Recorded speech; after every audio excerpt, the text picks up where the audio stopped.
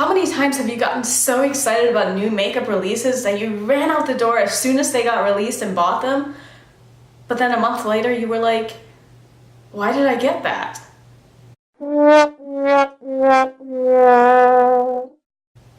Yeah, today I'm going to be telling you all about those purchases that I've made that I highly regret.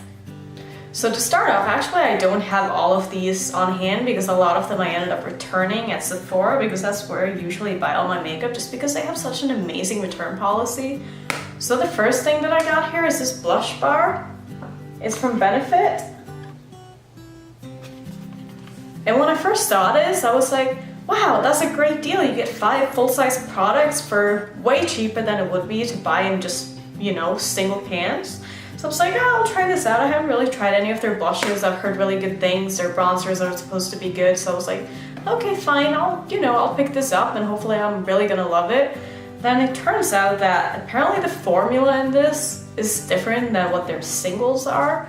And so the blushes were just not very pigmented. I mean, they went on fine if you like really got in there and like, you know, used half of the pan on your cheek at once. But then as the day went on, like it just kind of faded on you and it turned into nothing. And the bronzer is just kind of meh. I don't know, I don't really like it. And if I had more time, I would have returned this. I did not use this enough within the whatever 60 days of purchase because I didn't really like it. So I didn't have enough time to make up my mind and I wasn't sure if I wanted to return it or not, so I didn't. And now I'm stuck with it. So, you know, hopefully I'll try to use this more. I'm not sure how much use I'm going to be getting out of it, but that's the first thing that I regret buying. Funnily enough, the second thing that I have here is also a blush palette, but this is a blush and highlighting palette by Natasha Denona, and it's absolutely stunning. It is so pretty. The only problem is that half of these are cream products. So this whole top row here are all creams. I'm not really into cream products. I've tried, I just don't really like it. It's not my thing. And every time I try using the powders by themselves, they're just not that great because they're supposed to be used in conjunctions with the creams. You're supposed to put on the creams first and then tap the powders on top. And it just doesn't work that well if you don't do that. So I don't really reach for it. I mean, the quality is great and I could see so many people absolutely loving this, but for the price tag, I think it was $89. I could be wrong, but I really need to start using this more because it's such a pretty palette and I was so excited when I saw it on the website and I saw it when it got released. I went into Sephora like the day after and they only had one left and I was like, yes, it's a sign, like this needs to be mine. And then here I am and I never use it. So the next product that I have is actually an eyeshadow palette, but I don't have it on me because I didn't like it, so I gave it to a friend hoping that maybe she would, and she ended up giving it to her cousin or something because she didn't like it either. It's the Calm Before the Storm by Kylie Cosmetics. I'll put up a picture right here if I can figure out how to do that. But it's basically a pastel palette, and when I first saw it, I was like, that is so unique. What a great idea. I think this was released maybe 4 or 5 months ago, 4 months ago, 3 months ago, I don't even know.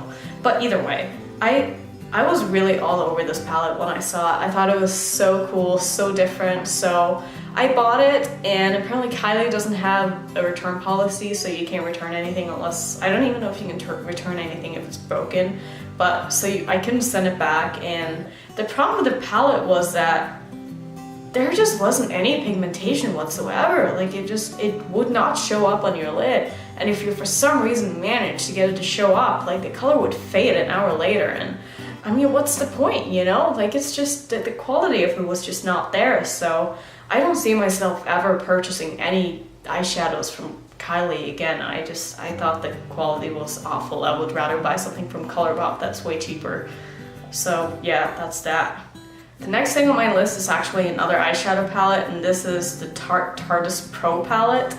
And when I first saw this, I wasn't like blown away by it, but this was kind of a while back before I got super into like colorful makeup, and just before I got really into makeup in the first place. And I thought that, you know, this palette is a cool palette because it has neutral shades, it's got some pops of color, I could do a lot of different looks with it.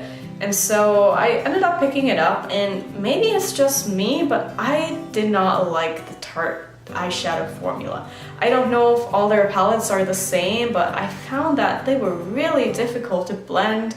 They muddied together. I just could not for the life of me get a look to really look blended and nice.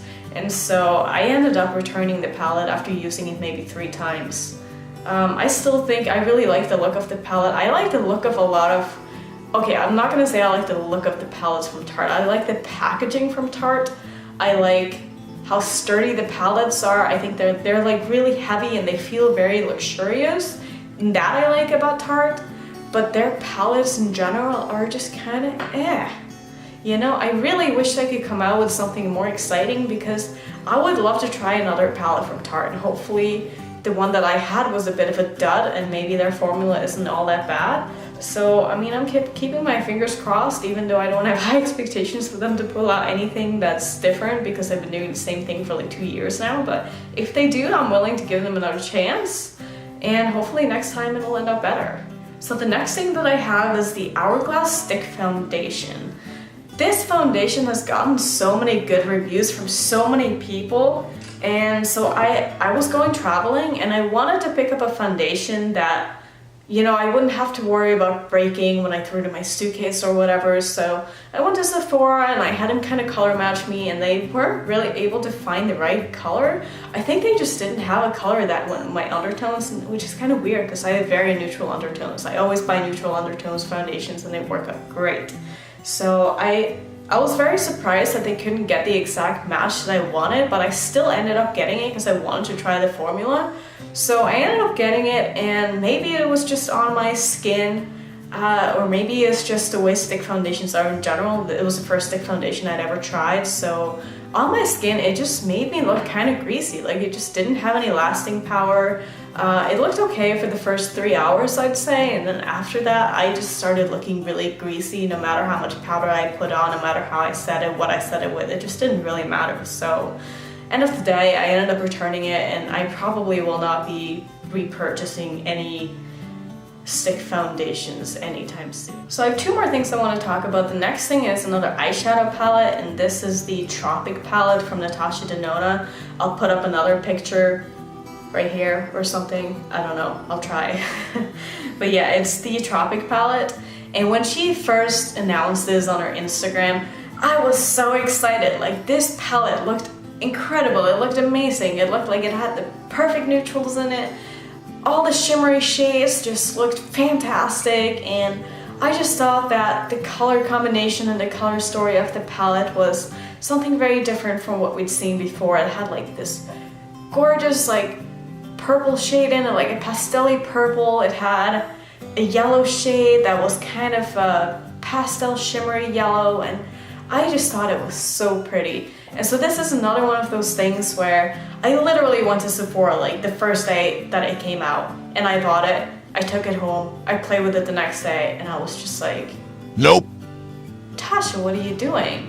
Because apparently she had changed her formula in this palette, and I have 2 other of her palettes. I have or I should say I have 1 now because I gave one of them to a friend, because I figured she would get more use out of it than I did, because I didn't really use it that much. But I still have the Sunset palette, and I think the formula of those shadows are incredible. Like, I really like, or maybe I should say liked, Natasha Denona's eyeshadows. I thought they were magnificent, I thought they were amazing. But their new formula, just, the mattes were great, don't get me wrong, but the shimmers, I mean, there was just no pigment. It was so hard to work with. You had to really dig into the pans to get any kind of color payoff, and even just picking it up on the brush, like, it was just really hard to work with.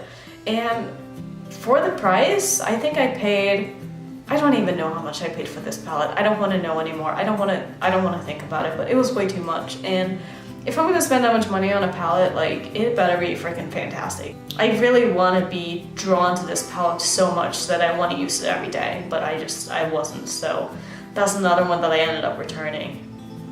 And the last thing that I want to mention that I also don't have, and I kind of feel bad about it, but I ended up just throwing this in the trash, which is the Colourpop No Filter Concealer. I'll put up another picture right here.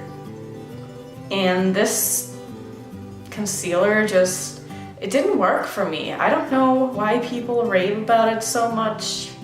Maybe they're sponsored by Colourpop, maybe it's like an affiliate thing, I don't really know, maybe they just really like it, but I did not like this concealer. Like, this concealer started creasing on me so bad. Not only that, but the shade that I got was wrong, it just didn't work out, it oxidized too much, and it just wasn't looking good on my skin. It just really didn't work out for me. So let me know what kind of products that you guys have bought that you regret purchasing and why. I'd love to know if any of you have the products that I mentioned, and if you like them or not, please let me know down in the comments. And I think that was all that I wanted to share for this video. So thank you so much for watching, and I will see you in my next one. Bye.